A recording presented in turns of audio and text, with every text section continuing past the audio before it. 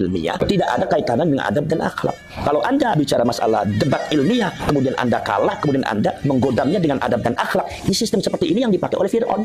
Seumpama saya urusan dengan santri saya, begitu urusan saya kalah, saya bilang, kamu kurang ajar sama guru, bukankah saya itu ngajar kamu dari mulai kamu gak bisa sampai sekarang besar, begitu besar kamu sekarang tentang saya. Lah, nggak boleh seperti itu.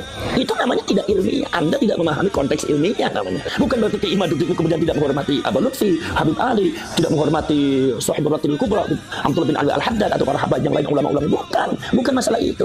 Seperti masalah tayamum, bagaimana Imam Malik dengan Imam Syafi'i berbeda. Bahwasanya kata Imam Syafi'i, Imam Malik itu karena riwayatnya belum banyak datang di Imam Malik itu.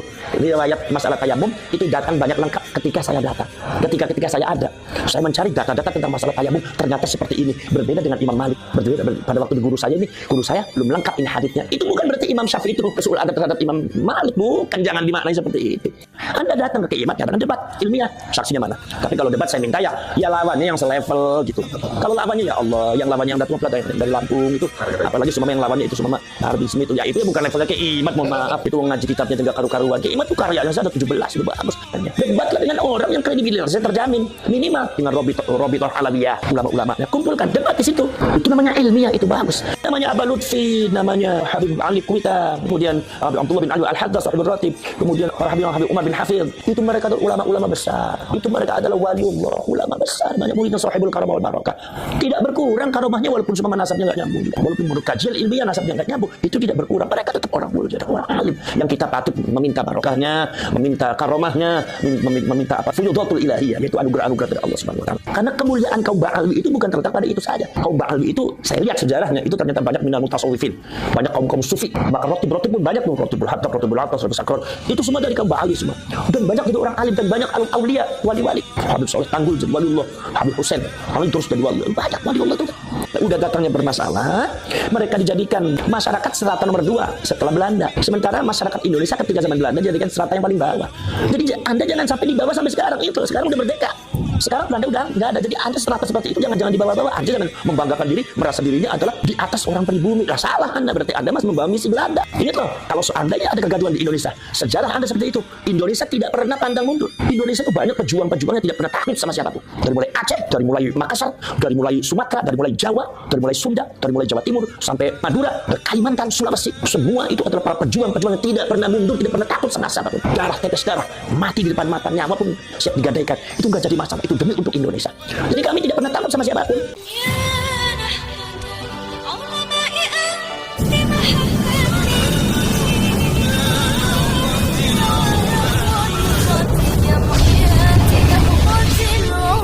Nggak boleh seperti itu. Jadi Anda jangan merancukan antara kajian hasil ilmiah dengan adab. Itu beda. Kalau Kiai Imaduddin yang saya lihat itu kajian ilmiah. Jadi kalau Anda membantah ya secara ilmiah. Kalau kajian ilmiah ternyata dapatnya tidak sesuai dengan apa yang sudah ditetapkan, nggak jadi masalah. Itu masalah ilmiah, masalah biasa. Ilmiah tidak ada kaitannya dengan adab dan akhlak. Kalau Anda bicara masalah debat ilmiah, kemudian Anda kalah, kemudian Anda menggodamnya dengan adab dan akhlak, ini sistem seperti ini yang dipakai oleh Fir'aun. Fir'aun itu pada waktu debat dengan Nabi Musa, ketika ditanya, Musa, kamu itu Tuhannya siapa? Kata Nabi Musa, Tuhan saya yang bisa menghidupkan, yang mematikan. Kemudian tiba-tiba Fir'aun menghadirkan 2 orang, yang satunya dibunuh, yang satunya dihidupkan. Kata Fir'aun, wa ana uhyi wa umit. Saya juga menghidupkan tuh, saya juga bisa matikan. Artinya kalau memang Tuhan kamu adalah menghidupkan dan mematikan, saya juga bisa. Akhirnya kata-kata Nabi Musa apa? Tuhan saya adalah Tuhan yang bisa memindahkan matahari dari timur ke barat dan mendatangkan bulan ketika malam dan melenyapkan ketika siang. Tuhan saya Tuhan yang bisa menggeser matahari. Di situ Fir'aun lemah, logikanya kalah, debatnya kalah. Nah, Fir'aun baru menggodamnya dengan apa? Ya dengan kayak tadi, otoritas. Musa, kamu tuh kurang ajar. Bukankah kamu telah diurus sama saya dari kecil? Kamu kan diurus sama saya dari kecil. Begitu besar kamu kurang ajar sama saya. Boro-boro kamu terima kasih. Lah, Fir'aun itu merancukan antara debat ilmiah dengan otoritas. Ini bukan bicara masalah otoritas Nabi Musa itu menghormati atau tidak. Tetapi ini adalah masalah ilmiah. Ketika Fir'aun tanya seperti itu, ya Nabi Musa jawab. Ketika Nabi Musa itu memenangkan perdebatan itu, maka Fir'aun menggodam Nabi Musa dengan otoritas. Jadi itu caranya Fir'aun mengalahkan orang. Jangan seperti itu. Seumpama saya urusan dengan santri saya, dan saya kalah. Saya bilang, kamu kurang ajar sama guru. Bukankah saya itu ngajar kamu dari mulai kamu gak bisa sampai sekarang besar, begitu besar kamu sekarang tentang saya. Lah, nggak boleh seperti itu. Itu namanya tidak ilmiah. Anda tidak memahami konteks ilmiah namanya. Masalah kajian Kiai Imaduddin kajian ilmiah, dan itu sah-sah saja, nggak ada masalah. Bukan berarti Kiai Imaduddin kemudian tidak menghormati Aba Lutfi, Habib Ali, tidak menghormati Sahib Ratil Kubra, Abdullah bin Ali Al-Haddad atau para habaib yang lain ulama-ulama. Bukan masalah itu. Itu masalah ilmiah aja. Debat dengan ilmiah saja. Enggak apa-apa. Kajian-kajiannya juga bagus. Titen kayak itu bagus. Saya sudah lihat itu titen bagus. Lah, kemudian Imam Malik bin Anas Al-Asbuhi itu adalah gurunya Imam Syafi'i. Tapi Imam Syafi'i berbeda dengan Imam Malik. Ketika Imam Malik ketika subuh tidak kunut, maka Imam Syafi'i kunut. Debat luar biasa. Bahkan di dalam sejarahnya sanad Ali dipegang oleh Imam Syafi'i itu lebih kuat daripada sanad yang dipegang oleh Imam Malik dalam kitab Muwatta'nya. Sehingga timbullah setelah Imam Syafi'i timbul Imam Bukhari yang punya kitab Sahihul Bukhari yang disebut dengan Ashahul Kutub Ba'dal Qur'an. Artinya bukan Muwatta'. Apakah ini berarti Imam Bukhari kurang ajar sama Imam Malik? Bukan seperti itu. Atau Imam Bukhari kurang ajar sama Imam Syafi'i, atau Imam Syafi'i kurang ajar sama Imam Malik. Oh, Anda jangan seperti itu. Bukan itu. Ini adalah kajian ilmiah yang sifatnya peradaban keilmuan. Ilmu harus dinamis, harus maju, harus dinamis. Dan ini di Indonesia saya lihat fenomenanya bagus. Jangan dianggap negatif. Ini justru bagus tuh. Dulu perdebatan semacam ini ada di Mesir. Sekarang Mesir mungkin sudah mulai kendor. Sekarang di Indonesia bagus. Walaupun yang perdebatannya sangat luar biasa. Kenapa? Karena menyangkut implikasi dari itu. Ketika Kiai Imad mengatakan seperti itu, maka implikasinya membatalkan seluruh nasabnya para habaib. Itu kan begitu. Dan itu menurut saya nggak jadi masalah. Kalau memang kajian Kiai Imad itu benar, dan saya lihat itu memang benar dalam bukti-bukti data-datanya itu validitasnya bisa dipertanggungjawabkan. Makanya Kiai Imad kenceng. Itu yang kita nggak usah jadi masalah. Sekarang begini, Imam Syafi'i dengan Imam Malik, bahkan Imam Ahmad bin Hanbal disuruh ijtihad sama Imam Syafi'i. Ya Ahmad ijtihad. Ijtihad kamu Ahmad. Imam Ahmad bingung gimana saya harus berbeda pendapat dengan guru saya, apakah sul adab atau tidak. Kata Imam Syafi'i ijtihad, Ahmad ijtihad. Jangan sama dengan saya. Akhirnya Imam Ahmad berijtihad dengan sekuat tenaga, barulah mendapatkan hukum-hukum yang berbeda dengan gurunya. Betapa luar biasa Imam Ahmad. Apakah Imam Ahmad itu kemudian ketika mengatakan Imam Syafi'i dalam hal ini guru saya salah? Apa itu kurang ajar? Enggak. Apa itu sul adab? Oh tidak. Itu hal ilmiah. Seperti masalah tayamum. Bagaimana Imam Malik dengan Imam Syafi'i berbeda? Bahwasanya kata Imam Syafi'i, Imam Malik itu karena riwayatnya belum banyak datang di Imam Malik tuh. Riwayat masalah tayamum itu datang banyak lengkap ketika saya datang. Ketika saya ada. Saya mencari data-data tentang masalah tayamum, ternyata seperti ini. Berbeda dengan Imam Malik. Berbeda pada waktu di guru saya belum lengkap ini haditsnya. Itu bukan berarti Imam Syafi'i itu usul adab terhadap Imam Malik, bukan, jangan dimaknai seperti itu. Ini bicara masalah agama. Ini bicara masalah konteks ilmiah. Jadi kalau Anda bantah saya secara ilmiah, nggak usah dengan pakai narasi kebencian, kemudian juga dengan pakai podcast yang nggak benar. Anda datang ke Imad, ngadakan debat ilmiah, saksinya mana? Tapi kalau debat saya minta ya lawannya yang selevel gitu. Kalau lawannya ya Allah, yang lawannya yang datang yang dari Lampung itu, apalagi semua yang lawannya itu semua Bahar bin Smith itu, ya itu ya bukan levelnya ke Imad, mohon maaf, itu ngaji kitabnya juga karu-karuan. Ke Imad tuh karyanya saya ada 17, itu bagus. Ini saya nih, alhamdulillah saya juga sudah menyelesaikan S3 tahun 2009 itu. Saya tahu persis, dia orang pintar dan ilmiah sekali. Jadi lawannya jangan itu. Jadi lawannya bagaimana? Lawannya saya minta ke Imad kalau semua diajak debat ya sama orang-orang yang kredibilitas keilmuannya tidak ada. Jangan mau, buat apa debat dengan orang jahil? Ya omongannya nggak karuan, akhirnya jadi fitnah. Namanya orang jahil kan ngomongnya kadang-kadang keras, kasar, kadang nggak bagus. Sayang ke Imadnya, sayang ke ilmuannya. Debatlah dengan orang yang kredibilitasnya terjamin, minimal dengan Robitoh Alawiyah, ulama-ulamanya. Kumpulkan, debat di situ. Itu namanya ilmiah, itu bagus. Kalau semua dekat dengan orang-orang yang ya Allah, ya mohon maaf itu. Saya juga bisa membaca dari karakternya, dari cara bicaranya. Ini orang nggak ilmiah, ngapain juga Imad debat dengan orang semacam itu? Orang jahil, nggak usah diladeni. Kalau orang jahil itu nggak usah, nggak ada manfaatnya, biarin aja. Udah di atas ada Allah Subhanahu Wa Taala, nggak usah jadi pikiran dan jadi apa. Yang penting Imad tetap pada itu. Dan saya dukung ya perjuangannya Imad tuh kalau memang itu. Kenapa? Karena ini persoalannya bukan masalah persoalan Imad. Kalau Anda mengatakan itu masalah Imad, oh, bukan. Anda salah paham. Itu sejak dulu sudah ada. Sejak zamannya abad ke-8 Imam Fakhruddin Ar-Razi sudah menyatakan bahwasanya Sayyid Ahmad tidak memiliki anak yang bernama Abdullah. Sehingga pada waktu abad ke-13 Syarif Abdul Rafiq, penguasa Hijaz ketika itu dari Syarif Al-Hasani, itu melarang kaum Ba'alwi memakai nama Sayyid dan Syarif. Kenapa melarang? Karena beliau raja. Itu berarti kan sebelumnya sudah ada kajian, berarti kan sudah ada polemik, dan itu karena itu sudah ada ketetapan.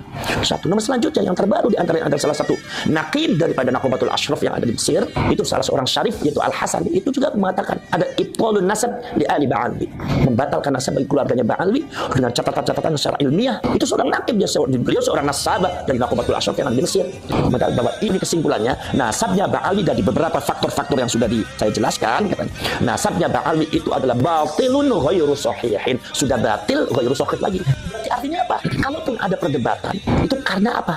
Menurut mereka, para nasabah yang ada di internasional, khususnya Nakubatul Ashraf, semua baik ada di Irak ataupun ada di Mesir, itu mengatakan bahwasanya adanya nasab nyambung Ba'ali adalah klaim sepihak dari Ba'alwinya atau dari ulama-ulama yang ada hubungan emosional dengan Ba'alwi, ya seperti yang dikemukakan oleh Kiai Imaduddin. Memang itu ada benarnya, karena yang berpendapat begitu bukan Kiai Imad aja, dulu ada. Saya juga waktu kecil sudah ada beberapa mbah saya dan dikasih tahu sama mbah saya bahwasanya Ba'alwi itu memang terputusnya di Abdullah dan Ubaidillah. Saya saja waktu muda udah tahu seperti itu. Dan sebelum viral masalah ini belum ada, saya udah tahu banget. Itu sudah ada masalah. Jadi artinya ya Anda nggak usah debat dengan Kiai Imad, debat dengan semuanya, termasuk dengan Syarif Abdul Rafiq, Nakubatul Ashraf yang ada di Mesir, yang ada di Irak, dan yang lainnya, Imam Fakhruddin Ar-Razi itu. Jadi artinya ini masalah ilmiah dan menurut saya nggak jadi masalah mau nyambung atau tidak. Yang penting artinya ketika ilmiah itu dikemukakan, itu Anda jangan bicara bahwa oh itu berarti kurang ajar sama ulama ilmu. Bukan. Namanya Aba Lutfi, namanya Habib Ali Kuitang, kemudian Abdullah bin Ali Al-Haddad Sahibul Ratib, kemudian para Habib Umar bin Hafiz. Itu mereka adalah ulama-ulama besar. Itu mereka adalah waliullah, ulama besar, banyak muridnya Sahibul Karamah wal Barakah. Tidak berkurang karomahnya walaupun semua nasabnya nggak nyambung. Walaupun menurut kajian ilmiah nasabnya nggak nyambung, itu tidak berkurang. Mereka tetap orang mulia, orang alim yang kita patut meminta barokahnya, meminta karomahnya, meminta apa? Fuyudatul ilahiyah, yaitu anugerah-anugerah dari Allah Subhanahu wa taala. Karena kaum Ba'alwi ini kalau seumpama dari segi nasab itu tidak nyambung, itu menurut saya nggak usah jadi masalah. Karena kemuliaan kaum Ba'alwi itu bukan terletak pada itu saja. Kaum Ba'alwi itu saya lihat sejarahnya itu ternyata banyak minal mutasawwifin, banyak kaum sufi, bahkan rotib pun banyak, rotibul hatta, rotibul atas, sakron. Itu semua dari kaum Ba'alwi semua. Dan banyak dari orang alim dan banyak aulia, wali-wali. Habib Soleh Tanggul jadi waliullah, Habib Husain paling terus dari wali. Banyak waliullah itu. Jadi artinya tidak akan berkurang. Nah, itu maka dari itu kita tetap menghormati Ba'alwi, ulama-ulama yang alim. Nah, tapi kalau ada oknum Ba'alwi yang kadang-kadang berbuat tanpa tidak ada sopan santunnya, tidak ada akhlaknya, baru itu kita harus dihentikan. Kalau nggak dihentikan dibahaya. Awas, Anda jangan macam-macam di sini. Karena Anda kisahnya betul. Kenapa? Karena dari Ba'alwi itu yang menjadi masalah di Indonesia, ya khususnya di Indonesia itu adalah bukan masalah nasab saja, sejarah kedatangannya pun sudah bermasalah. Bagaimana Habib Utsman bin Yahya Mufti Betawi yang digaji oleh Belanda, kemudian beberapa fatwanya banyak bertentangan dengan ulama-ulama yang sudah ada, bahkan melemahkan. Padahal beliau datangnya tahun abad ke-18, ya kan? Beliau datangnya baru-barusan dipanggil oleh Belanda, sementara ulama-ulama yang keturunan Wali Songo sudah ada. Bagaimana Syarifah Fatimah, di mana Syarifah Fatimah bekerja sama dengan Belanda untuk menjatuhkan mendapatkan Kesultanan Banten, di mana keturunan aslinya yang dari Banten itu yang anak terbesarnya itu dibuang di Ambon, sementara Syarifah Fatimah Abdullah dijadikan sultan oleh Banten dan akhirnya mendapatkan masalah. Akhirnya malah Belandanya akhirnya menghukum Syarifah Fatimah dengan Syarif Abdullah. Karena apa? Karena kalau di mata Belanda karena sudah tidak bisa bermanfaat, makanya dihukum. Sebenarnya kalau semua masih punya kekuatan yang akan digunakan bagaimana? Bagaimana Habib Abdurrahman Al-Masyhur Az-Zahiri yang ceritanya kontroversial di Aceh, di mana mengkhianati perjuangannya orang Aceh, bekerjasama dengan beberapa oknum dari India. Bagaimana yang lainnya ini juga datangnya bermasalah ini. Arab dari Hadramaut tuh, ya. Nah ini, maka dari itu bermasalah. Udah datangnya bermasalah, mereka dijadikan masyarakat strata nomor 2 setelah Belanda. Sementara masyarakat Indonesia ketika zaman Belanda dijadikan strata yang paling bawah. Jadi Anda jangan sampai di bawah sampai sekarang itu. Sekarang udah merdeka. Sekarang Belanda udah nggak ada. Jadi Anda strata seperti itu jangan dibawa-bawa. Anda jangan membanggakan diri, merasa dirinya adalah di atas orang pribumi. Lah salah Anda, berarti Anda masih membawa misi Belanda. Jadi menurut saya itu fakta sejarah, bukan provokasi. Itu fakta sejarahnya seperti itu. Dan itu fakta sejarah tentang nasabnya seperti itu. Tinggal Anda transformasi. Kaum Ba'alwi itu mengadakan transformasi. Tunjukkan kepada masyarakat bahwa kami sekarang tidak seperti itu dulu sama Belanda. Iya. Tapi sekarang kami niat untuk setia kepada Indonesia. Dan jangan buat provokasi dan buat kerusuhan, kegaduhan ada di Indonesia. Ingat loh, kalau seandainya ada kegaduhan di Indonesia, sejarah Anda seperti itu.